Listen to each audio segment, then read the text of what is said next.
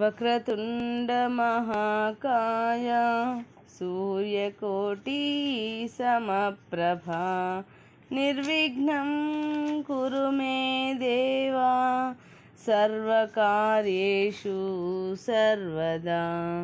గురుబ్రహ్మా గురుర్విష్ణుః గురుర్దేవో మహేశ్వరః గురుః సాక్షాత్ పరబ్రహ్మ తస్మై శ్రీ గురవే నమః. శ్రీమద్ విరాట్ పోతులూరి వీరబ్రహ్మేంద్ర స్వామి వారి సంపూర్ణ జీవిత చరిత్ర. 17వ రోజు పారాయణం. శ్రీ బ్రహ్మం గారి దేశ సంచారము. శ్రీ వీరబ్రహ్మేంద్రుల స్వాముల వారు ఉత్తర దేశ సంచారానికి సర్వ ప్రయత్నములు పూర్తి గావించుకుని మరునాటి వేకువజామునే సంధ్యావందనాది కాలకృత్యములు ముగించుకొని శ్రీగురుపీఠమును బండియందు ఉంచి సిద్ధయ్య తదితర శిష్య సమేతంగా ప్రయాణము ప్రారంభించారు. స్వామివారు ఒక ఎడ్ల బండిలో ఆసీనులవగా శిష్యులు ఆ బండికి ముందు వెనుక అనుసరిస్తూ గురునామాన్ని మనస్సున స్మరించసాగారు. శ్రీ వీరబ్రహ్మం గారు తమ ప్రయాణ మార్గంలో మల్లెపల్లి, పొరుమామిళ్ళ, కలసపాడు, గిద్దలూరు, కంభం, దొనకొండ, మార్కాపురం, నరసరావుపేట, గుంటూరు, మంగళగిరి గ్రామాల మీదుగా ప్రయాణాన్ని సాగించారు.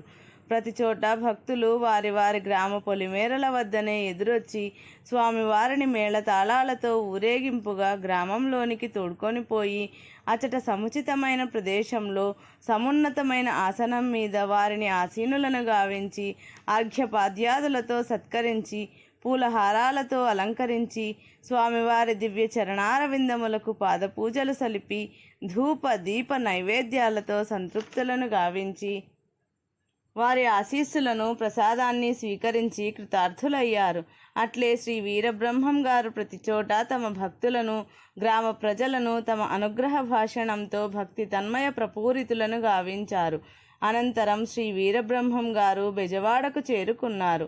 అచట పవిత్ర కృష్ణవేణి నదీ జలములందు స్నానమాచరించి ఇంద్రకీలాద్రిపై వెలసి ఉన్న శ్రీ కనకదుర్గాదేవిని దర్శించి ఆ దుర్గామాతకు స్వయంగా అర్చనలు జరిపి ధూప దీప నైవేద్య తాంబూలాదులు సమర్పించారు.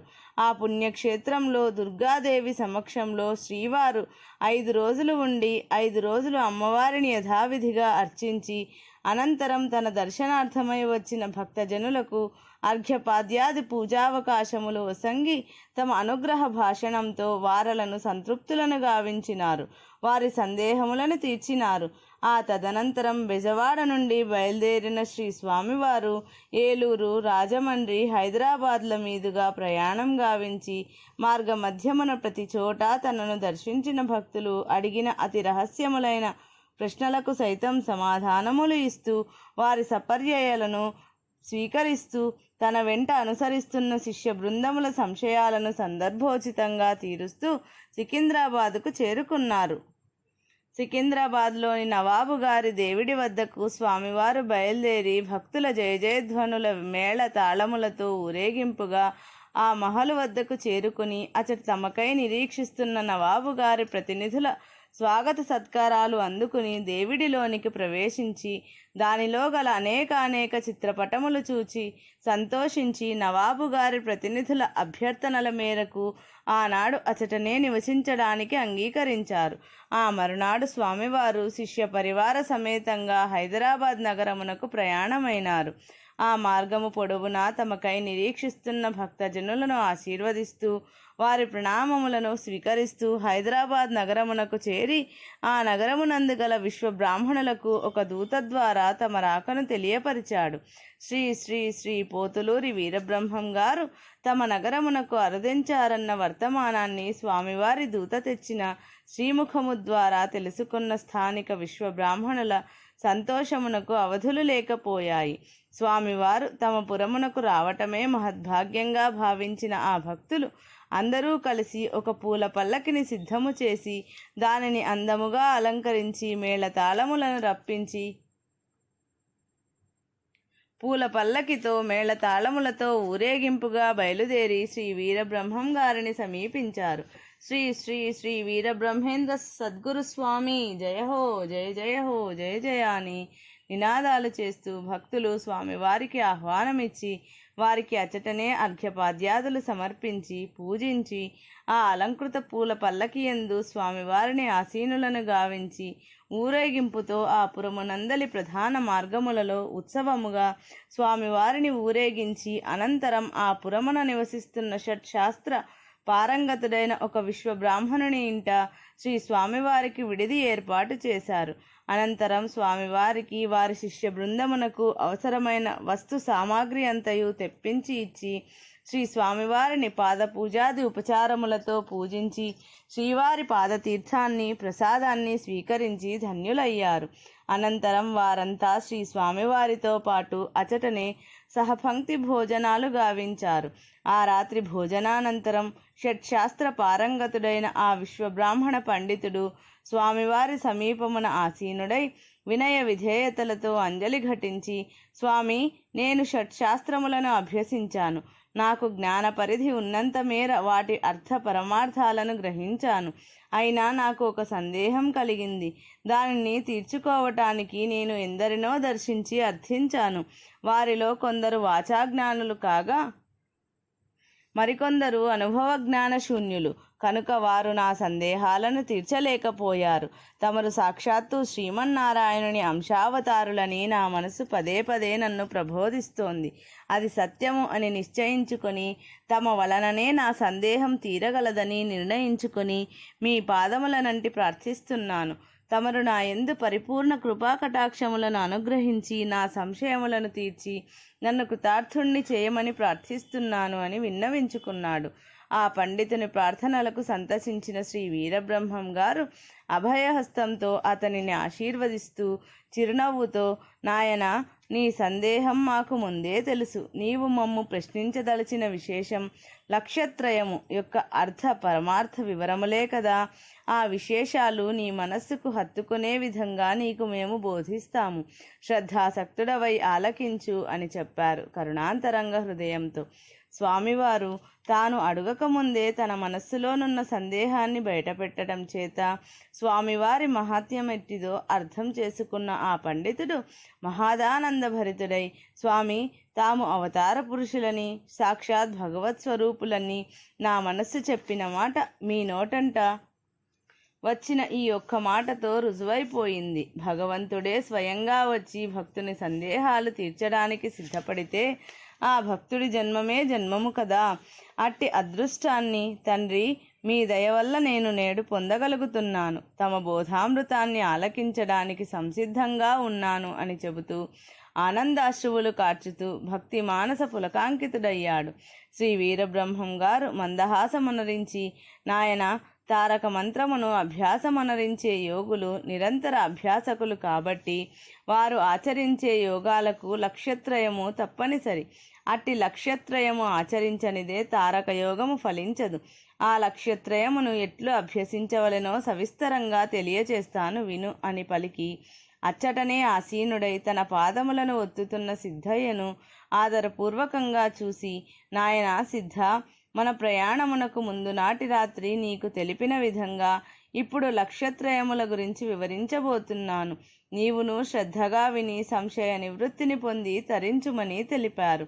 సిద్ధయ్య భక్తి పురస్కరంగా చేతులెత్తి స్వామివారికి నమస్కరించి మరలా స్వామివారి పాదసేవ చేస్తూ వారి ఉపదేశాన్ని ఆలకించడానికి తన జ్ఞానేంద్రియాలను సంసిద్ధం గావించుకున్నాడు. లక్ష్యత్రయ వివరణ.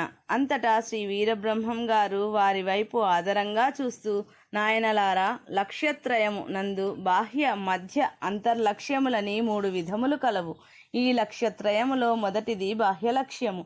నాసికాగ్రము పైన మనస్సు శ్వాసలను ఐక్యము చేసి దృష్టిని నిలిపితే 4 అంగుళములపై నైల్యము, 6 అంగుళములపై ధూమ్రము, 8 అంగుళములపై రక్తిమ, 12 అంగుళములపై పీతప్రభ అనునవి గోచరిస్తాయి. ఈ 5 వర్ణములు పంచభూత వర్ణములై సాధకులకి తోచినప్పుడు వాటి వెనుక అద్భుతమైన చంద్రప్రకాశము గోచరిస్తుంది. అప్పుడు నేత్రములు, చెవులు, ముక్కునకు గల 6 రంధ్రములను చేతి వ్రేళ్లతో మూసి వేసి చిత్తమునందు మనస్సును లీనమునర్చినచో ప్రణవనాదము వినపడుతుంది. మరియు తపః ప్రకాశమగు నవరత్న ప్రభలు గోచరమవుతాయి. ఇట్లు ఆత్మ ప్రకాశమును వీక్షించుటయే బాహ్య లక్ష్యము. ఇక మధ్య లక్ష్యము యొక్క వివరణ. కనుపాపలు రెండింటినీ అటు ఇటు కదలనివ్వకుండా స్థిరముగా నిలిపి మనస్సును భ్రూమధ్య స్థానమునందు ఏకాగ్రము గావించి వాటి మధ్యన ఉండే అతి సూక్ష్మమైన బిలమునందు ప్రవేశించి అచట గమనించగా మెరుపులు, సూర్యచంద్రుల ప్రకాశము, పంచభూతముల వర్ణములకు వాయువు తోడై పరిపరి విధాలుగా ఆ దృశ్య ప్రకాశము తలపింపచేస్తుంది. ఇంతేకాక గాఢాంధకారమైనట్టి శూన్యమునందు, కాలాగ్ని సమమైన పరాకాశమునందు అత్యంత తేజో విరాజితమైన తత్వాకాశము, దాని యందు శతసహస్ర సూర్యప్రభాసంబైన సూర్యకాశములు అనబడు పంచమహాకాశములు కనిపించగలవు. ఈ పంచ ఆకాశములను తన్మయత్వముతో వీక్షించడమే మధ్య లక్ష్యము. ఇక అంతర్లక్ష్యము యొక్క వివరణ. ఇంతకు ముందే చెప్పినట్లు అగ్ని, చంద్ర, సూర్యుల సమ్మిళితమై వ్యాపించి పంచభూత వర్ణమిశ్రమమై జ్యోతిరసమునకు ఆశ్రమమై ఉండును. ఇట్టి చిహ్నములు గల నేత్ర మధ్యభాగమున పరమాక్షర హిరణ్య సచ్చిదానందామృతములకు సాక్షి స్వరూపమై బాహ్య అంతరములందు గోచరించుచుండును. ఇట్టి స్ఫటిక వర్ణము కలిగిన అమృతాంకురములు రెండును వాయువు స్థానమందు ఉండి జీవతారకము అనే పేర విరాజిల్లుతుంటాయి. ఇట్టి తారక యోగాభ్యాసము నిరంతరము చేస్తూ మనోవాయువులను అంతరంగమునందు నిశ్చలమునరిస్తే దాని వలన అనుభవించదగిన అంతరాత్మ పరమాత్మ ఐక్యత అనుభవపూర్వమవుతుంది. ఇట్టి అనుభూతినే అంతర్లక్ష్యము అంటారు. నాయనలారా, ఈ విధముగా అభ్యాసపూర్వకముగా ఆచరించవలసిన బాహ్య మధ్య అంతర్లక్ష్యములనే లక్ష్యత్రయము అంటారు. ఈ లక్ష్యత్రయమును సాధన చేసిన వారు పరబ్రహ్మమును గాంచి అనూహ్యమైన పరమానందమును పొంది తరించగలరు అని ప్రబోధించారు శ్రీ వీరబ్రహ్మేంద్ర స్వాముల వారు. స్వామివారి ప్రబోధములకు సిద్ధయ్యతో సహా 50 మంది బ్రహ్మానందము చెందినారు. అనంతరం స్వామివారి దివ్య చరణారవిందాలకు నమస్కారాలు ఆచరించి అందరూ తమకు కేటాయించిన స్థలములకు పోయి నిద్రకు ఉపక్రమించారు. ఆ మరునాడు ఉదయమున శ్రీ వీరబ్రహ్మం గారు నిత్య పూజాదికాల అనంతరం మహానివేదనమును చేయించి ఆ హైదరాబాద్ నందుగల 50 మంది భక్తులను స్వామివారి తీర్థ ప్రసాదములను గైకొని వెళ్ళమని తెలియజేయించారు. ఆ ప్రకటన వెలువడిన తోడనే ఆ పురవాసులందరూ వేలకు వేలుగా తండోపతండాలుగా శ్రీ బ్రహ్మం గారి పీఠమును దర్శించుకోవడానికి తరలివచ్చారు.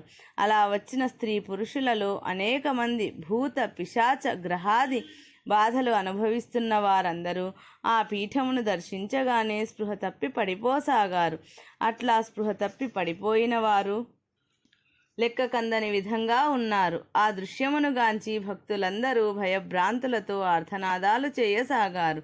అప్పుడు శ్రీ వీరబ్రహ్మం గారు తమ అభయహస్తమును చూపి భక్తులను శాంతింపచేసి తమ పీఠముపై నుండి లేచి తమ వెండి బెత్తమును స్పృహ కోల్పోయిన వారందరిపై తాకించగానే వారందరూ స్వస్థులై భూత ప్రేత పిశాచాది గ్రహముల బాధా నివృత్తిని పొంది మహదానందముతో స్వామివారి దయార్ద్ర హృదయమును కీర్తించారు.